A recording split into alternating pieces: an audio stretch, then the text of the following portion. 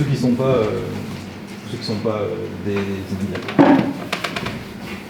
Mais c'est très bien, je te dis, du coup on les a quand même goûté.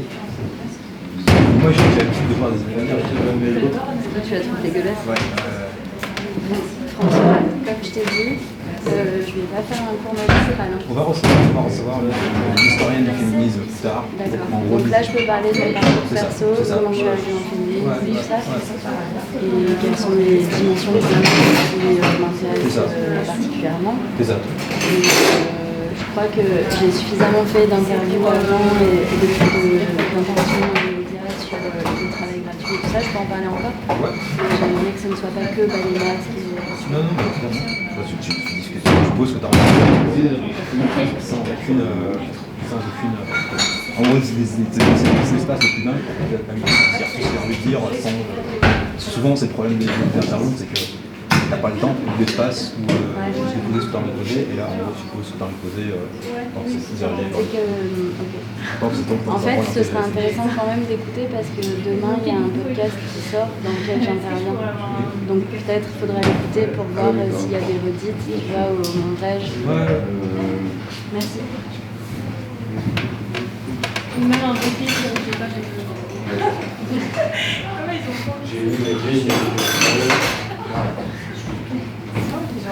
Je me demande si.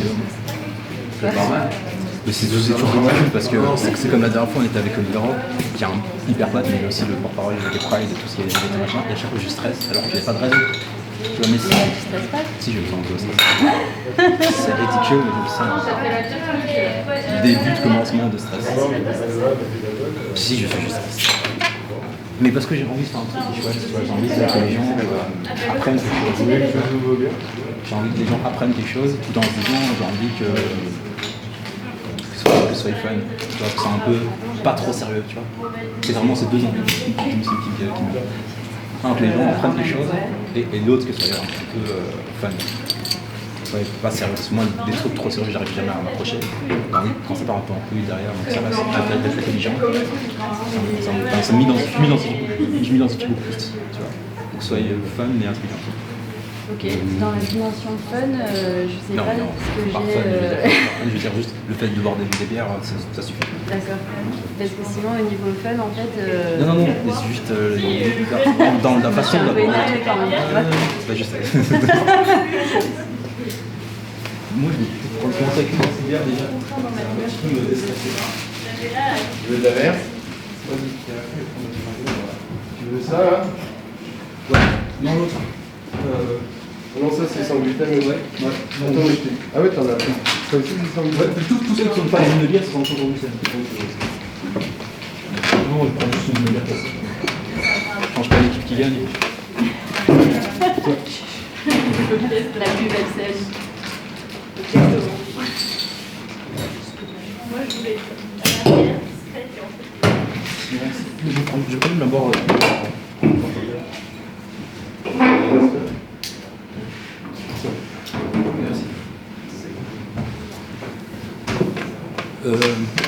Stéphano a dit tout à fait.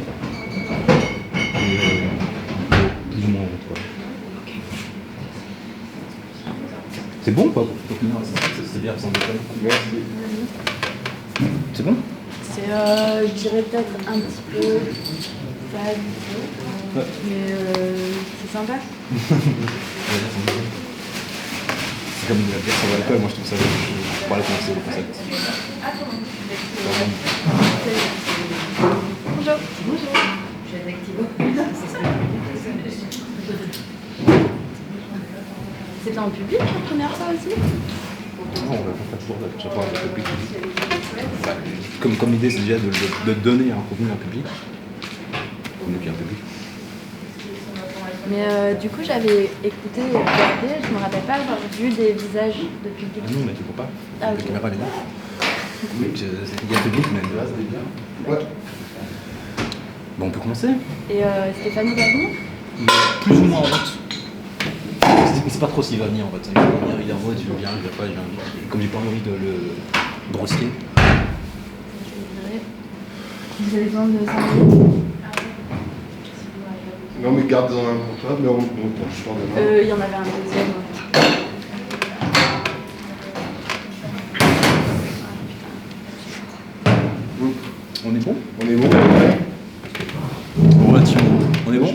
moi je bouge, je suis pas là, j'interviens juste à la fin, j'ai le droit à une question.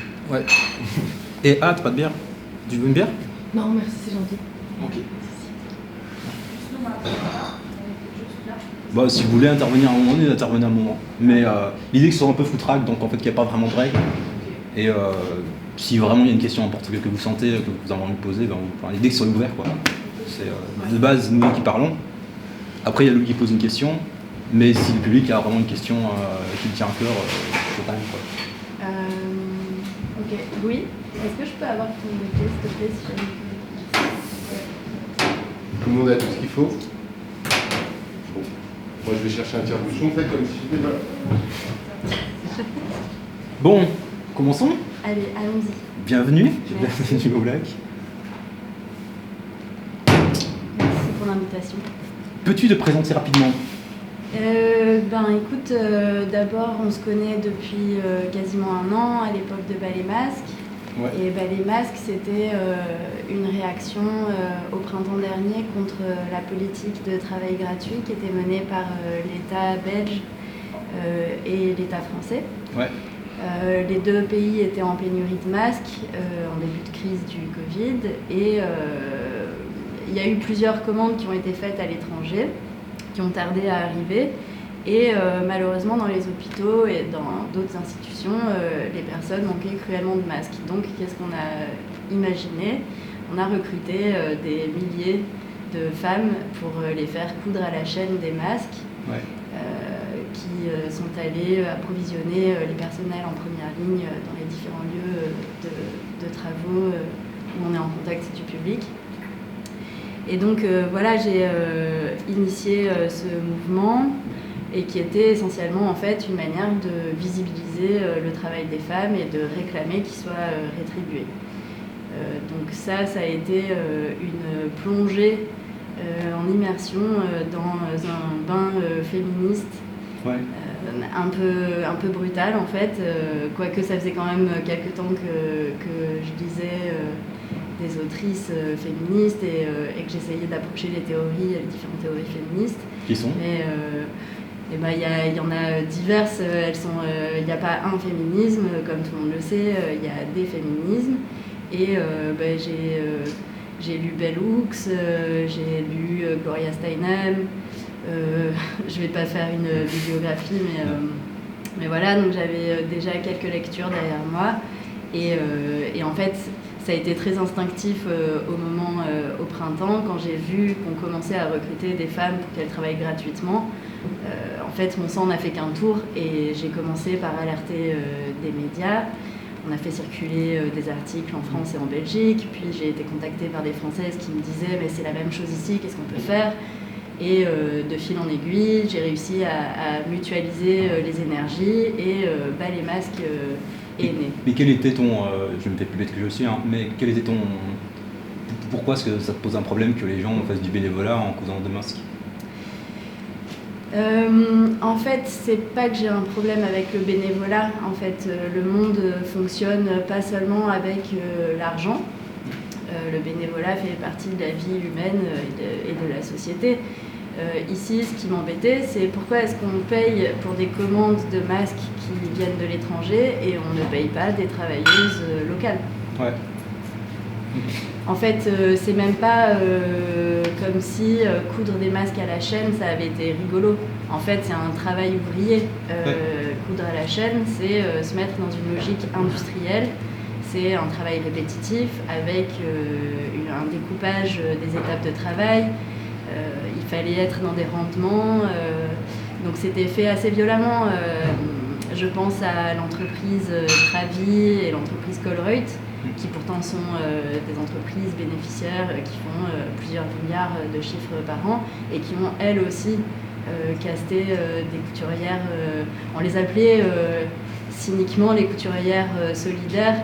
En fait, c'était plutôt des travailleuses gratuites, travailleuses hors contrat et non rémunérées. Donc moi, mon problème, c'est qu'en fait, tout ça, c'est une masse de travail qui a été fournie, qui a été invisibilisée, parce que personne n'a jamais évoqué ces couturières. C'est-à-dire que quand on remercie les personnels de première ligne, On remercie les infirmiers, les infirmières, les personnes qui ont nettoyé les rues pendant le Covid, des personnes qui étaient aux caisses des grands magasins, etc. Et jamais on a remercié toutes ces femmes qui, par dizaines de milliers, ont fourni 2 pays en masques. En fait, elles ont réalisé un exploit incroyable, et pourtant, si nous, on ne l'avait pas fait, personne ne l'aurait fait. De le montrer, il fallait visibiliser ça et en faire un enjeu politique. Et du coup, qu'est-ce que vous avez fait pour visibiliser ? Alors la première étape, ça a été d'alerter les médias. Ouais. Et puis, suite à ça, il y a eu énormément d'articles dans la presse écrite, des passages à la télé, des podcasts. Et puis, mais tout est allé très vite. Je me suis tournée vers la Ligue des droits humains pour voir au niveau juridique ce qu'on pouvait faire pour exiger en fait que la justice soit rendue à toutes ces femmes. Et ma collègue de Ballet Masque en France s'est entourée de la Fondation des femmes. Et donc, en France et en Belgique, on a des juristes qui travaillent avec nous pour préparer le coup. Okay.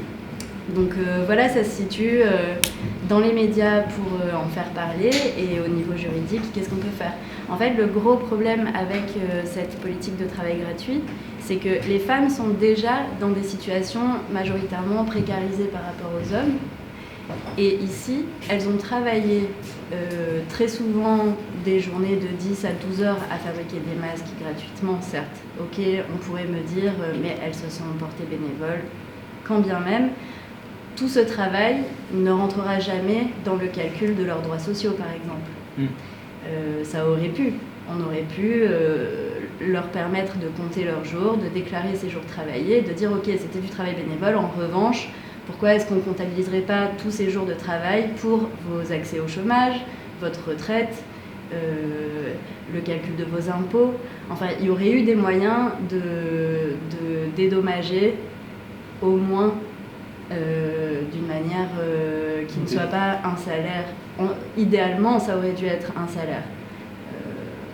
Mais si au moins on réussit à faire en sorte que ce soit un calcul au niveau des droits sociaux, voilà. Maintenant, 1 an est passé et voilà. Moi, ce qui m'a choqué beaucoup, c'est que finalement, en faisant appel à ces femmes, on a mis la santé publique entre leurs mains. On a dit aux femmes, il n'y a pas de masque. Or, les masques sont le seul moyen de faire reculer la propagation du virus. Ouais.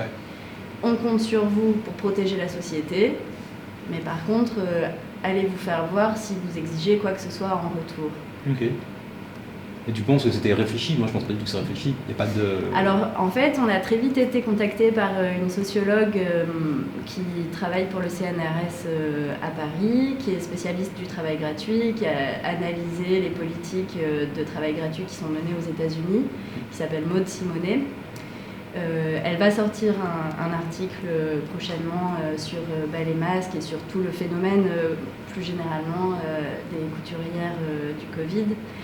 En fait, selon elle, cette politique est déjà menée ailleurs, et la pandémie serait l'opportunité pour les États européens de faire un premier test, si tu veux. Ça a été l'importation d'une formule et voir comment ça fonctionne. Aux États-Unis, par exemple, Maud Simonet a travaillé sur l'exemple de Central Park et des parcs de New York. En fait, la ville de New York a baissé ses budgets et compte sur le bénévolat des habitants de la ville pour entretenir les parcs. Et c'est non seulement le bénévolat des habitants, mais c'est aussi des personnes qui touchent des allocations sociales et à qui on demande en contrepartie de fournir du travail. Voilà, on peut se poser des questions. C'est des personnes qui sortent des milieux carcéraux, à qui on dit que c'est un moyen de s'intégrer. Voilà. Et donc en fait, c'est comment est-ce que ce travail gratuit est exploité et qui en profite. Si tu veux, ici, la Belgique, en tant que pays, l'État belge a réalisé des économies sur le dos des femmes. Mais pas parce que c'est des femmes. Alors, Il y a ce qu'on appelle l'assignation des tâches et le fait que la couture est traditionnellement enseignée aux femmes. Ouais. Donc forcément, il a fallu coudre des masques. Qui sait coudre? Les femmes. J'ai souvent posé la question à des hommes, est-ce que si par exemple il avait fallu des soudeurs par dizaines de milliers dans tout le pays et en France, est-ce que vous auriez travaillé autant gratuitement? Et souvent les hommes qui sont plus souvent amenés que les femmes à négocier dans le cadre du travail et à faire valoir leurs droits qui sont plus facilement, qui sont déjà acquis et plus facilement convocables. En fait, souvent les hommes, leur réponse a été moi par solidarité je le fais une semaine, mais pas plus. Ouais. Voilà.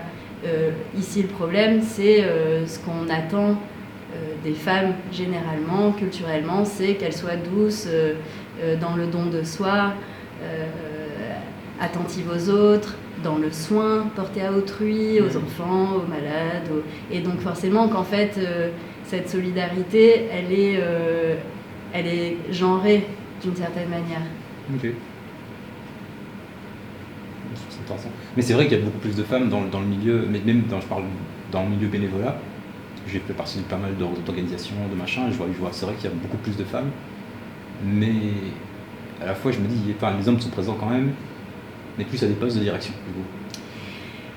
Ici, le problème, c'est qu'au niveau économique, l'accès des femmes à des postes de temps plein et des postes qui sont rémunérateurs autant que les hommes est réduit. En fait, on sait très bien que les femmes sont hyper représentées dans les emplois à mi-temps, à temps partiel, et dans les emplois subordonnés. Par exemple, si tu regardes sur le site, comment s'appelle-t-il, le site de l'État belge, belgium.be, ou je ne sais plus, et qu'on regarde les nomenclatures au gouvernement, alors bien sûr, on a des ministres et des députés qui sont des femmes, mais en tout cas, dans les postes de secrétariat, d'attachés parlementaires, d'assistantes, etc., et ben, tu le vois, ne serait-ce que aux adjectifs, ce sont des assistantes ou des attachés et eux. Voilà. En fait, les femmes sont souvent de toute façon dans des postes en dessous. Et donc c'est peut-être ce qui explique que plus de femmes sont dans des activités bénévoles, c'est que par la force des choses et ce qui les pousse, ce qui les force à être dans des emplois à temps partiel, peut-être qu'on peut imaginer que c'est ça qui laisse du temps pour des activités bénévoles. Okay. Quand elles ont fini de s'occuper de leur famille, de leurs enfants, du ménage et des lessives, s'il reste un peu de temps, peut-être que c'est du temps pour du bénévolat, je ne sais pas. Ça m'échappe un peu.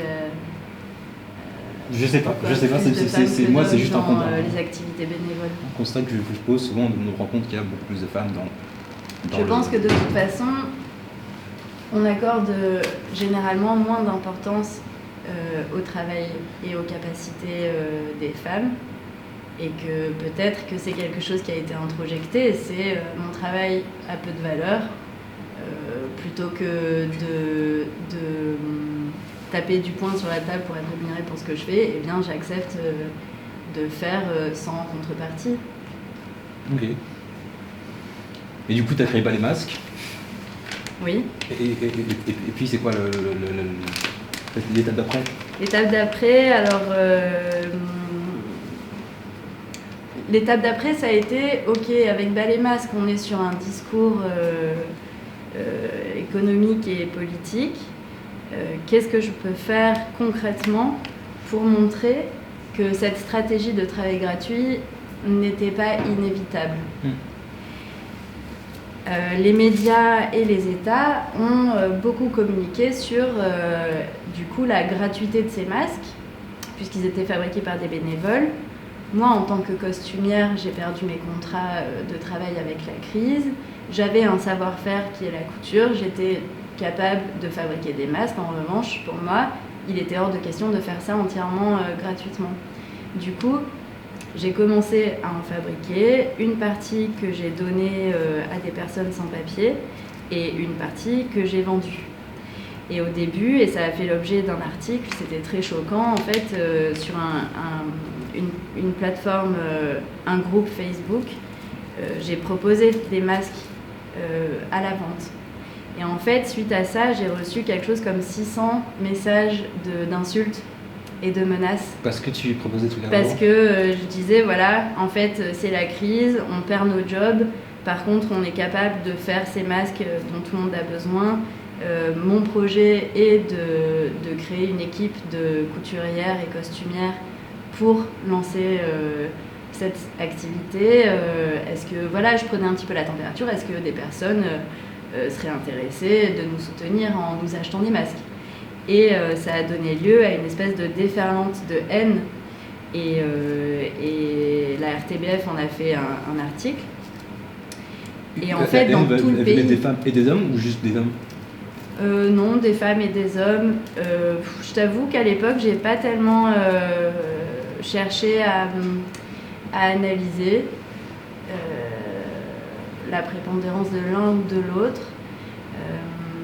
En tout cas, ce qui était clair, c'est que ce travail ne pouvait pas justifier une rémunération dans l'esprit des gens. Mais ça, je pense que c'est directement la conséquence de la politique qui était menée, de mettre tout ça sous le champ lexical de la solidarité, du bénévolat. Moi, je posais la question, on doit acheter des respirateurs. Est-ce qu'on estime qu'il faudrait que les industriels qui fabriquent des respirateurs doivent les donner aux hôpitaux? Ça a posé problème à personne que ces respirateurs soient achetés, comme en ce moment l'achat des vaccins ne pose problème à personne. Moi je me pose la question, pourquoi on n'exige pas que Pfizer fasse du bénévolat et offre des vaccins, tu vois. Par contre, en fait, ce qui est étonnant, c'est que quand Pfizer licencie 15% de son personnel, et alors dans une période plutôt prospère pour l'entreprise, alors là, par contre, on n'est pas choqué, tu vois. Et en fait, au fond, bien sûr que les masques, c'était une manière de visibiliser le travail des femmes, mais quoi qu'il arrive, notre considération, elle est sur le travail gratuit en général. Ce qu'on s'est dit avec les masques, c'est il est hors de question que dans l'histoire, que dans l'histoire, ce phénomène de travail gratuit à ultra grande échelle serve d'exemple. On ne veut pas que ça se reproduise. Ça ne doit pas se reproduire. Et je ne serais pas moins en colère si d'un coup tous les jardiniers ou tous les plombiers de Belgique et de France sont mis au travail gratuitement dans des conditions insupportables. Enfin, je veux dire, voilà, ça dépasse la question. Ouais, clairement. Ok. Il m'a donné beaucoup de réflexion. Non, mais je trouve ça intéressant, mais... La suite, après les 600 attaques, il y a eu une reconnaissance du travail. Alors ensuite, ce qui a été intéressant, c'est que donc je me suis pas démontée et que j'ai posté sur Facebook non, j'ai commencé toute seule en fait. J'avais un atelier à Molenbeek et je me suis pas démontée, j'ai commencé. Et puis en fait, j'ai commencé à avoir de plus en plus de commandes de personnes qui cherchaient des masques désespérément puisqu'il n'y en avait nulle part. Ouais, bien sûr. Et j'ai assez vite été dépassée par les commandes. Et donc, pour moi, c'était génial. Ça voulait dire que j'allais pouvoir filer du job à d'autres. Ouais. Et du coup, j'ai commencé avec une personne. On a fait une semaine et on était déjà à ras-bord. Donc, on a appelé une troisième en renfort. Puis, tous les magasins de tissus étaient fermés à cause de la crise. Et ça, c'est drôle parce que, par contre, les bricots étaient ouverts. Et du coup, on arrivait en fin de stock, on n'avait plus de matières premières. Okay. Donc il a fallu trouver des solutions un peu alternatives et on a organisé une collecte. Donc on a eu 2 personnes qui se sont jointes à nous et qui se sont chargées de collecter. On a fait une collecte de pantalons dans lesquels on a coupé les masques. Okay. Mais ça aussi, il fallait tout planifier, c'est-à-dire que tout ce qui était collecté était désinfecter avant, on fabriquait nos masques et on les désinfectait avant de les livrer. Enfin, il y avait toute une logistique qui s'est mise en place très vite. On a été rejoint par une personne qui nous a aidés sur la production, prendre les commandes, dispatcher, trouver des points de vente, etc. Et en fait, très vite, on a reçu des soutiens. Ça s'est appelé les masques de Bruxelles parce que j'étais pas inspirée, j'étais vraiment très fatiguée à ce moment-là. Mais du coup, les masques de Bruxelles, on a eu des points de vente, on a eu voilà. Et donc à ce moment-là, on est 3 à la fabrication, Henri qui gère les commandes et 2 qui gèrent la collecte. Et puis on est encore trop peu nombreux. Et à ce moment-là, mon atelier n'est plus assez grand. Donc je poste sur Facebook une annonce en disant nous cherchons un espace de travail, comment est-ce que ça peut se passer? Et dans les 12 heures qui ont suivi, en fait, et c'est là, ça aussi que je trouve que c'est intéressant, on dit que le monde culturel n'est pas essentiel. En revanche, en fait, ceux qui étaient là à ce moment-là, c'était les directeurs de salles de théâtre qui ont rappliqué illico en disant mon théâtre est fermé, on a plein d'espace, venez. Et donc on a eu plein de propositions comme ça. Par la force des choses, par affinité, et puis parce que c'était ce qui nous correspondait le mieux géographiquement, etc., on a été accueillis au théâtre de la Balsamine par Monica Gomez, la directrice, qui nous a accueillis là. On a pu monter un atelier et faire venir encore 3 personnes en plus, et on n'a pas arrêté de s'agrandir en fait. Ok. Et ce qu'on a remarqué, c'est qu'au fil des semaines, on n'avait plus les insultes, on avait des témoignages de soutien. Ouais. Et non seulement des témoignages de soutien, mais quand on s'est rendu compte, en vendant nos masques 10 €, en fait, c'est pas suffisant pour qu'on se salarie toutes et tous. Okay. C'était ça le but, c'était de prouver qu'on peut créer de l'emploi malgré la crise, malgré tout, dans ce contexte. Et à ce moment-là, ce qu'on a décidé, c'était de continuer sur ce prix, mais en proposant un prix de soutien. Et à partir de ce moment-là, en fait, la moitié des commandes qui nous étaient passées étaient... les gens avaient le choix sur le site, pouvaient mettre à quel prix ils souhaitaient acheter leur masque. Et presque la moitié des commandes, les personnes choisissaient le prix de soutien qui était plus élevé. Et donc, en fait, c'est là qu'on s'est rendu compte qu'il y avait une vraie conscience de ce que ça coûte le travail. Et c'est vrai que c'était cher. Mais en fait, le coût de la vie, les salaires européens ne sont pas les mêmes qu'au Bangladesh, en Chine et en Inde. Et voilà. Donc on a été soutenus. Et puis en fait, on s'était quand même donné une deadline parce qu'il faut savoir que, comme j'expliquais tout à l'heure, la division du travail, les gestes répétitifs, et on a vraiment travaillé beaucoup. On s'était donné... une sorte d'échéance, voilà, on va faire ça 3 mois et on réfléchit à ce qu'on continue ou pas. Et puis en fait, la situation politique changeait tout le temps. Et après 3 mois, on a décidé, voilà, nous on a fait notre part, on commençait à vraiment fatiguer. Et ça a été très intéressant aussi parce que du coup, il y avait d'un côté souvent des interviews par rapport à les masques sur le côté très théorique. Et en même temps, moi j'avais cette activité hyper concrète qui les deux s'alimentaient. Et ça a été l'occasion de réfléchir aussi notamment aux conditions de travail dans un contexte de la fabrication industrielle.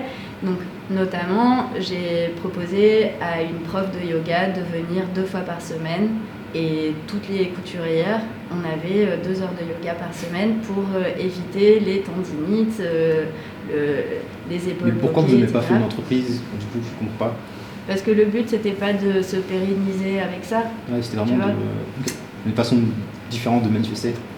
C'était une manière de répondre à l'urgence d'approvisionner en masques la ville de Bruxelles, en tout cas une partie des habitants de Bruxelles. Ouais. Tout en prouvant que le discours qui était « on ne veut pas travailler gratuitement » pouvait se traduire concrètement par une activité commerciale en fait. Ok.